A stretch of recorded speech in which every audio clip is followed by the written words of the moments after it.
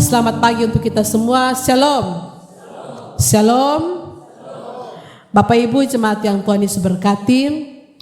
Ketika saya mempersiapkan bagian firman Tuhan ini dari kitab Roma pasal 5 ayat 1 sampai ayat yang ke-11, saya ingat bahwa selama beberapa hari ada beredar sangat ramai dipercakapkan, baik itu di grup-grup, di Facebook, di di YouTube itu tentang satu pengajaran baru yang sedang viral hari ini tentang Kristen progresif.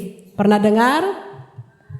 Atau sedang lihat di YouTube atau kebetulan mampir di kita punya FB, sekarang sedang ramai Kristen progresif.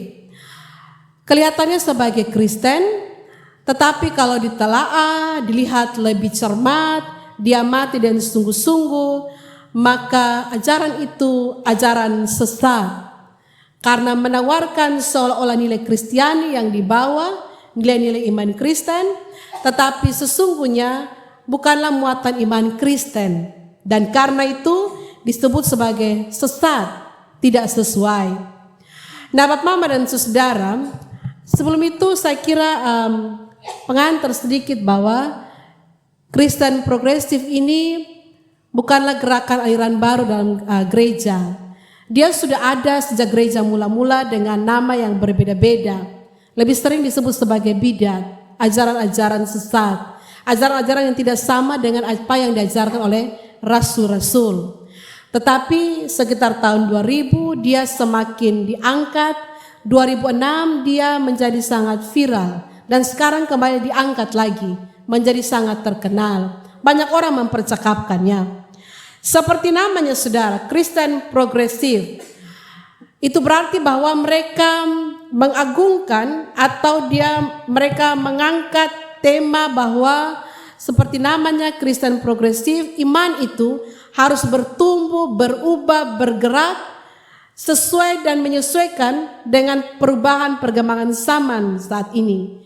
Karena itu banyak nilai-nilai baru yang dipaksakan untuk diterima sebagai bagian dari nilai dari iman Kristen.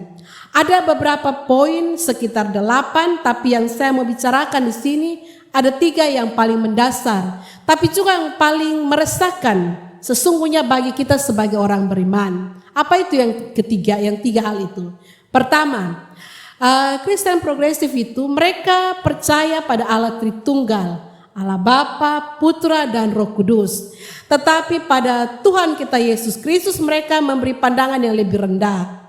Karena itu mereka percaya bahwa kehendak Tuhan itu nyata dalam Yesus Kristus setelah dia mati dan menjadi Tuhan. Jadi ketuhanan itu terjadi ketika dia bangkit, bukan ketika kesaksian Alkitab bahwa sejak lahir dia disebut sebagai anak Allah. Karena itu bagi orang Kristen progresif, Yesus itu harus diteladani kehidupannya, perbuatannya, tindakan moralnya. Apa yang dia lakukan terhadap orang berdosa dan segala macam, kita wajib mengikutinya, tapi tidak ajarannya. Dan itu berdampak pada pengakuan bahwa keselamatan itu tidak harus melalui Yesus Kristus. Ada banyak cara orang untuk bisa mendapatkan keselamatan. Yang kedua, orang Kristen progresif itu tidak mau menjadi orang Kristen yang inklusif lagi, tapi eksklusif dengan cara ditekankan kepada moral, kasih, dan penerimaan yang utuh kepada semua orang. Nah, dia soal adalah bahwa kasih, moral, dan penerimaan secara utuh itu juga menerima segala sesuatu secara utuh dan segala macam dosa dan menerima mereka apa adanya. Jadi misalnya orang dan kecenderungan melakukan dosa seperti LGBT, pernikahan sejenis, aborsi, itu diterima sebagai sesuatu yang biasa. Orang boleh melakukan aborsi karena itu haknya pada tubuhnya. LGBT, pernikahan sejenis diterima bukan sebagai penyimpangan, tapi sesuatu yang memang Tuhan kasih kepada dia sejak lahir. Nah, ini sesuatu yang menyesatkan saudara. Yang ketiga, tentang Alkitab.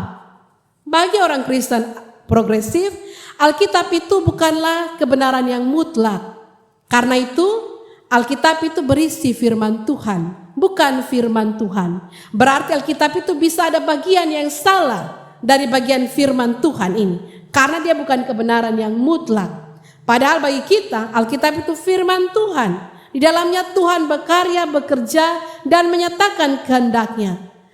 Firman Tuhan yang lain bisa dinyatakan lewat banyak cara, menurut pengakuan Kristen progresif. Karena apa? Karena zaman berkembang, maka semuanya itu bisa terjadi. Nah, Bapak, Mama, dan saudara, hal-hal ini saudara kelihatannya Kristiani, tapi sebenarnya menyesatkan. Karena tidak sesuai dengan pemahaman kita, dasar iman kita. Pagi ini saudara, kita baca Roma pasal 5, ayat 1-11, saya kira ini bagian yang tepat. Ketika Paulus juga bicara tentang hasil pembenaran. Dan ini bisa menjadi dasar pengakuan kita, iman kita sebagai orang beriman. Karena surat Paulus ini juga sesungguhnya ditujukan kepada orang Kristen di Roma yang juga masa itu berhadapan dengan bidat-bidat, ajaran-ajaran palsu yang mengajarkan tentang jalan-jalan yang lain untuk mendapatkan keselamatan. Dan karena itu Paulus sedang meletakkan dasar teologi yang kuat tentang iman kepada Yesus Kristus. Tapi ini juga merupakan teologi yang kuat bagi orang beriman waktu dia melihat perkembangan zaman dan aliran-aliran sesat seperti yang disampaikan kepada kita. Lihat Kristen progresif itu. Paling tidak saudara, lihat bacaan firman Tuhan Roma pasal 5 ini, saya kira 3 hal bisa kita renungkan sebagai orang beriman supaya iman kita teguh. Yang pertama saudara, saya kira kita harus ingat baik-baik. Jangan sesat saudara. Keselamatan itu hanya dapat terjadi dalam Yesus Kristus. Itu harga mutlak. Tidak ada tawar-menawar. Roma maupun juga kesaksian para rasul, kesaksian Tuhan Yesus bilang bahwa keselamatan itu hanya terjadi dalam Yesus Kristus. Yesus itu satu-satunya jalan, bukan salah satu jalan menuju keselamatan. Itu kita harus ingat baik-baik. Bukan salah satu jalan menuju keselamatan. Satu-satunya jalan, cuman dia saja. Tidak ada jalan lain bagi saudara untuk mendapatkan keselamatan. Karena itu saudara, pengakuan Kristen progresif bahwa ada banyak cara untuk mendapat keselamatan. Misalnya dengan kebaikan hidup, dengan melakukan sedekah, dengan berbuat baik, dengan hidup mengikuti teladan Yesus, dengan melakukan apa yang baik di mata Tuhan, dengan memberikan banyak bantuan bagi orang lain, belajar berdamai dengan orang lain, dan berbagai macam kebaikan, orang bisa mendapat keselamatan. Nyatanya tidak saudara. Alkitab bilang kepada kita, menurut Paulus tidak. Ayat 1-3 bilang, jalan menuju keselamatan itu cuma satu. Cuma lewat Yesus Kristus. Tuhan sendiri bersaksi, akulah jalan, kebenaran, dan hidup. Tidak ada yang bisa sampai kepada Bapa kalau tidak melalui aku. Itu jelas saudara. Tidak ada jalan lain lagi saudara. Jadi tanpa Kristus, kita tidak bisa selamat. Kita diselamatkan oleh iman pada keyakinan pada Yesus Kristus. 1000 kebaikan kita, semua kebaikan kita, amal kita tidak menyelamatkan. Kita harus ingat itu baik-baik. Biar saya berbuat baik, biar saya melakukan kemurahan hati, biar saya banyak memberi persembahan ke gereja, biar saya punya banyak sedekah, biar saya hidup ramah dengan orang lain, tidak memberikan kita keselamatan. Karena keselamatan itu hanya kalau kita mengakui Yesus Kristus Tuhan dan Juru Selamat kita. Bapak, Mama, dan saudara, ini penting. Karena zaman ini orang banyak merelatifkan segala sesuatu. Orang banyak menggampangkan segala sesuatu. Asalkan itu menyesuaikan dengan kita pun kebutuhan. Ya soalnya apa-apalah. Toh di sana ajar baik, di sini ajar baik. Semua agama sama. Toh kita menyembah satu Tuhan yang sama. Tidak sama saudara. Agama sana belum tentu mengakui Yesus sebagai Tuhan dan Juru Selamat. Dengan apa yang kita yakini tidak sama. Walaupun sama-sama mengajarkan kebaikan. Walaupun sama-sama mengajarkan pengampunan. Tidak sama saudara. Hari ini banyak orang yang suka menyesuaikan dengan kita punya pertimbangan dan keinginan. Ya supaya kita bisa jalan mendapatkan keuntungan. Bisa naik pangkat. Bisa dapat lolos segala sesuatu. Mari kita pakai cara yang lewat pintu belakang. Cara yang soalnya baik. Cara menjatuhkan orang. Senap apalah. Nanti toh besok lusa, kita pun harta, kita pun perpuluhan, kita punya kekayaan, toh kita membantu orang juga. Toh itu juga untuk membantu orang lain, bukan hanya untuk kita saja.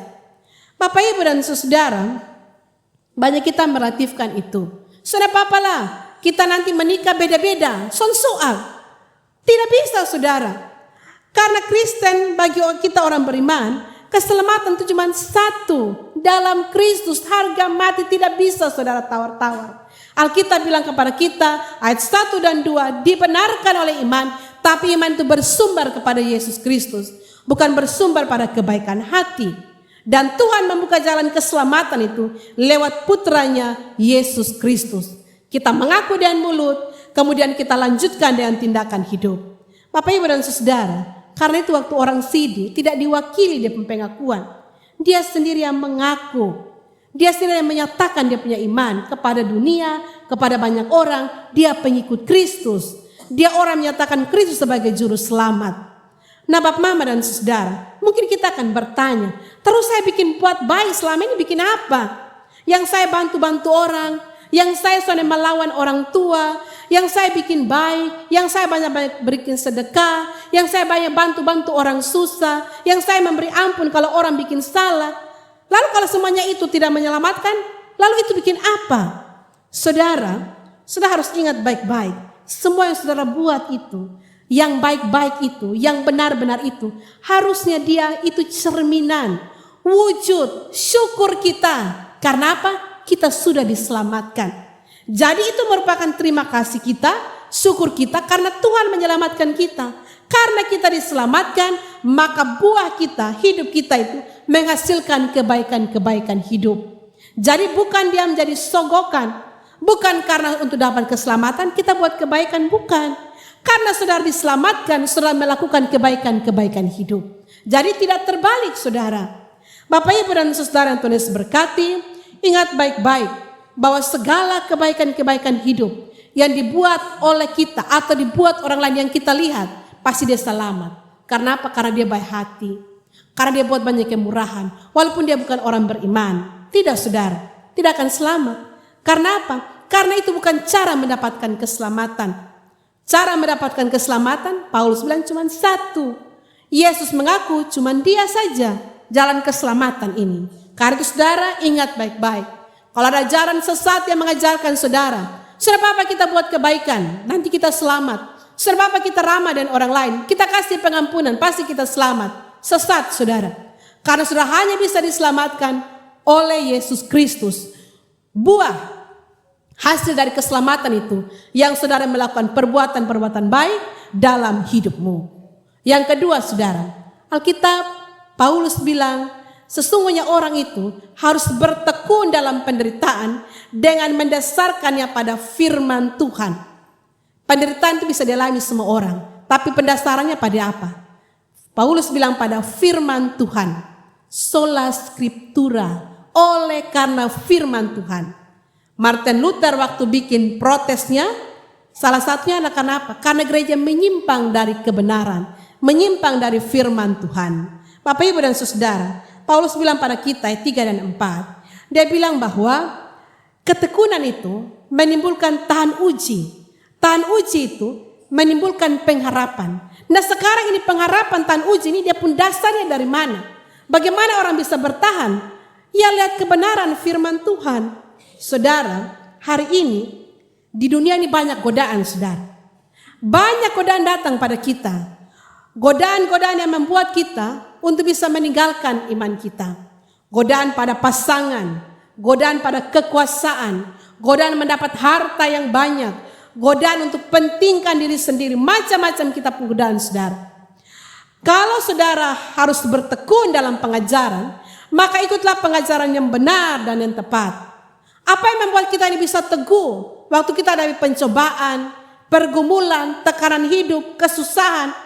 Yang bisa membuat kita bertahan kan kalau kita kuat dalam firman Tuhan.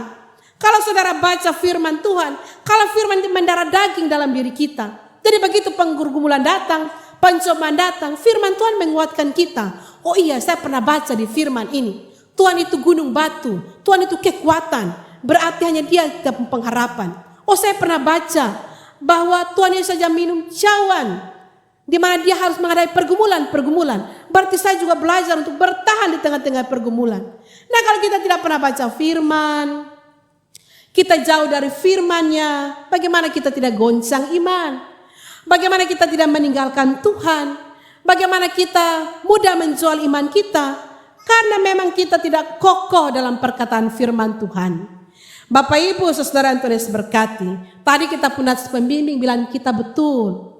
Tuhan Yesus bilang apa? Manusia itu tidak hanya hidup dari roti saja, tapi dari setiap firman yang keluar dari mulut Allah. Kita ini tidak hanya menghidupkan kita pun jasmani saja, tubuh yang sehat, tubuh yang bagus, cantik, tampan, kuat, sehat. Bukan hanya itu, saudara. Orang bisa punya tubuh sehat, kuat, tampan, cantik, segala macam, tapi dia stres, tapi dia mengalami tekanan hidup, jiwanya resah, gelisah, tidak tenang. Karena apa? Yang menghidupkan jiwanya itu tidak ada. Karena itu Tuhan Yesus bilang apa? Tidak hanya hidup dari roti, tidak hanya menghidupkan jasmani, tapi juga hidup rohani kita. Nah, rohani ini dari mana? Dari firman Tuhan yang menguatkan dan menopang kita. Nah, Bapak, Mama, dan Saudara, kalau kita teguh dalam Tuhan, klaim seperti Kristen progresif yang membuka ruang atau yang menerima orang karena kasih, kehidupan moral yang baik, ataupun juga karena kebaikan-kebaikan, atau penerimaan yang utuh demikian rupa, kita bisa kemudian mematahkan itu klaim bahwa kasih itu bukan untuk dipermainkan. Kasih Allah itu mendorong orang untuk hidup dalam perubahan hidup, dalam pertobatan, menyesatkan saudara. Karena apa? Bagaimana mungkin orang diselamatkan, sudah diberikan kekuatan untuk melawan dosa, tapi masih mau tinggal dalam dosa? Bagaimana mungkin orang terima semua keberadaannya, tapi tidak mau meninggalkan dosa-dosanya, penyimpangan-penyimpangannya, kesalahan-kesalahannya, pelanggaran-pelanggarannya, tapi tidak mau bertobat? Dengan pemahaman apa? Tuhan penuh kasih, Dia akan terima kita apa adanya. Ya betul, Tuhan terima saudara apa adanya. Tapi ingat, Tuhan juga mau supaya kita tidak hidup dalam dosa. Karena itu Alkitab bilang kepada kita, Yesus mati ketika kita masih berdosa. Supaya apa? Kita yang berdosa ini bisa melawan dosa kita, lalu meninggalkan kehidupan-kehidupan lama kita. Bapak, Ibu, dan Saudara, Tuhan itu tidak pernah menolak orang berdosa. Tuhan itu mengasihi mereka, termasuk yang punya penyimpangan-penyimpangan seksual. Tuhan menerima mereka. Tetapi dalam penerimaan itu, orang harus belajar meninggalkan mereka pun dosa. Mengapa kita mau tinggal dalam dosa? Padahal keselamatan telah diberikan. Karena itu saudara, Paulus bilang kita dalam pengujian iman. Kita bermenggah dalam penderitaan. Betul. Karena tiap hari kita ini meminta ampun dari Tuhan dan kita berjuang untuk meninggalkan dosa ini. Tiap minggu kita datang, kita berdoa, kita mohon pengampunan. Tapi kita juga bertekad pulang saya tidak mau berbuat dosa lagi. Dan itu kasih karunia Tuhan ada di sana. Tuhan merangkul orang-orang berdosa, tapi Dia tidak mau kita tinggal dalam dosa. Tuhan membenci dosa itu. Orang yang saudara kasih, orang yang saudara terima, tapi perbuatan-perbuatan dosanya harus dibenci. Tidak diteruskan, tidak dimaklumi, tidak diterima sebagai sesuatu yang wajar. Bapak, Ibu, dan Saudara, saudara ingat waktu kepada Tuhan Yesus dibawa seorang perempuan yang bersinah, kedapatan bersinah, bukan digosipkan bersinah, kedapatan bersinah. Jadi ketika dibawa di hadapan Yesus, imam-imam bilang apa? Taurat bilang lempar sampai mati. Perempuan seperti itu, rajam sampai mati. Tidak ada dia punya tawar menawar. Taurat bilang lempar sampai mati. Tuhan Yesus bikin apa? Dia tidak sama dan mereka untuk angkat batu lempar itu perempuan. Dia bilang apa? Dosamu sudah diampuni. Dia diterima kembali oleh anugerah Allah, tapi dia lanjutan ada. Pulang jangan berbuat dosa. Kan itu yang penting. Dosamu diampuni, pulang jangan berbuat dosa. Oleh anugerah sudah diterima, kasih diterima. Siapapun kita diterima dalam kitab pun keterbatasan. Tapi orang harus berjuang melawan dirinya untuk tinggal dalam dosa. Bapak, Ibu, dan Saudara, karena itu saudara, Kita di gereja itu banyak ada ibadah, baca Alkitab, pertemuan-pertemuan ibadah. Kita jangan bilang, aduh bosan ibadah terus. Itu kan cara supaya saudara diisi oleh kebenaran firman Tuhan. Untung-untung saudara di rumah baca firman. Kalau tidak di mana? Di dalam pertemuan-pertemuan ibadah itu. Kata kesasi harus 1 tahun. Kenapa tidak 2-3 kali pertemuan? Sudah habis, sudah selesai perkara. Itu pendasaran iman, saudara. Bagaimana mungkin orang dilepaskan sebagai orang yang bertanggung jawab iman, tapi dia cuma datang Senin Kamis. Itu yang akhirnya habis peneguhan ini hari, 2-3 bulan dia sudah lompat sana lompat sini. Habis ini peneguhan, 3-4 bulan dia sudah ingat perjamuan lagi. Hidupnya tidak lagi sama seperti orang Kristen. Karena apa? Tidak sungguh-sungguh. Jadi kalau hari ini ada yang kata kesasi, orang tua punya anak kata kesasi, perhatikan. Kata kesasi sungguh-sungguh. Ini suka terkesasi lagi, sore datang sungguh-sungguh, datang terlambat lagi, bolong-bolong, izinnya banyak, saudara. Kalau di grup kata kesasi itu kadang mereka bilang begini, mama, ibu pengajar atau para pengajar minta izin, kerja tugas lah, orang mati lah, sana sini. Kadang-kadang saya pikir, kok ini anak dong kesibukan banyak. Orang mati juga harus hadir dari pertama sampai hari terakhir. Entah mungkin dia tahu baik mungkin. Jadi hadir dari hari pertama sampai terakhir. Orang nikah juga begitu dia minta izin. Seolah-olah dia juga jubir. Jadi hadir semua. Kata kesasi yang penting dia tidak datang. Nah bayangkan saudara. Bapak ibu dan saudara ada satu yang bagus. Waktu saya masih di Fatu Kanutu. Kami mau peneguhan anggota SIDI. Saya tidak lupa. Karena ada satu bapak yang datang minta untuk anaknya tidak ditabiskan jadi anggota SIDI.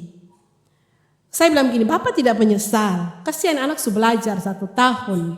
Dan Bapak bilang begini, Mama, saya lebih bersalah, lebih berdosa kalau saya izinkan dia ditabiskan SIDI. Karena apa? Mama bayangkan saja, doa Bapak kami, dia masih lupa separuh. Doa Bapak kami. Alkitab Kejadian sampai apa? Oh, saya kira sampai Maleakhi. Sampai Wahyu, dia masih tak bolak-balik. Pendeta bilang Hosea dia bikin di perjanjian baru. Nah ini mau katekisasi karmana, mesti di karmana mama. Pengakuan iman saja separuh dia lupa. Gereja juga dia bolong-bolong. Nah ini dia mau tabisi di karmana. Saya dalam hati bilang, aduh terima kasih. Ada orang tua yang punya kesadaran seperti itu. Dia kata kesasi bukan buru-buru supaya dia anak seperti anak yang lain kok. SIDI cepat, tidak. Tapi benar-benar dia punya dasar yang kokoh.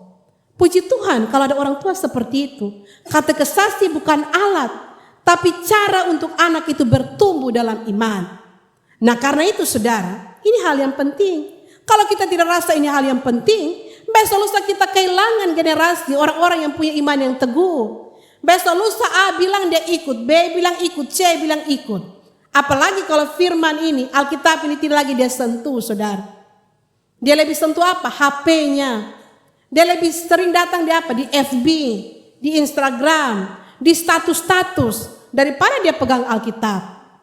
Bayangkan saudara, kalau kita tidak dengan serius, besok lusa kita akan mengalami hal-hal seperti itu. Yang muncul seperti Kristen progresif akan semakin banyak saudara.